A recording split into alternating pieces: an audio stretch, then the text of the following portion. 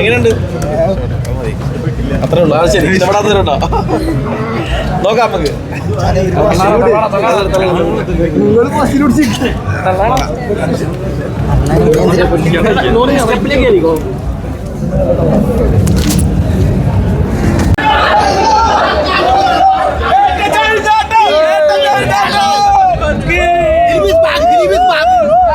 ദിലീപ് തൂക്കി ലെവൽ പണം എന്റെ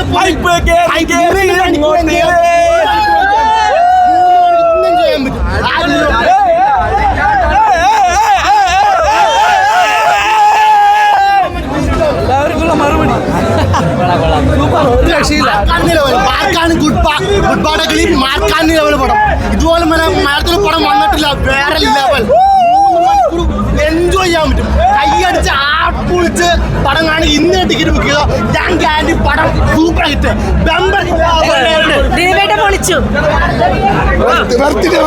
ഇങ്ങോട്ട് കണ്ടു.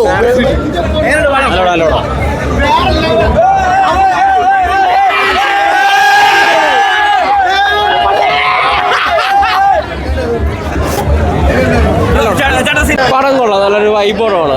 ലോജിക്ക് നോക്കരുത്, വേണ്ട കമ്പാക്ക് തീർച്ചയായിട്ടും കമ്പാക്ക് തന്നെയാണ്. അതായത് നമുക്കൊരു ബോറടിയില്ല പടം. ഫസ്റ്റ് തൊട്ട് ലാസ്റ്റ് വരെ കണ്ടിരിക്കാം, വലിയ ബോറടിയില്ല പടം. പിന്നെ ലാലേട്ടൻ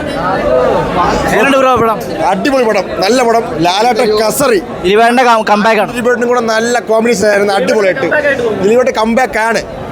കൂടുതൽ ലാലേട്ടൻ അപ്പം പടം ഹിറ്റാ, പടം ഹിറ്റാ, അടിപൊളിയാണ്.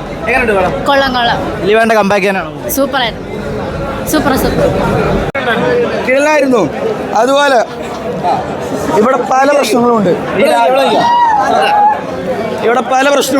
ഇവിടുത്തെ ഏറ്റവും വലിയ പ്രശ്നം രാഷ്ട്രീയമാണ്.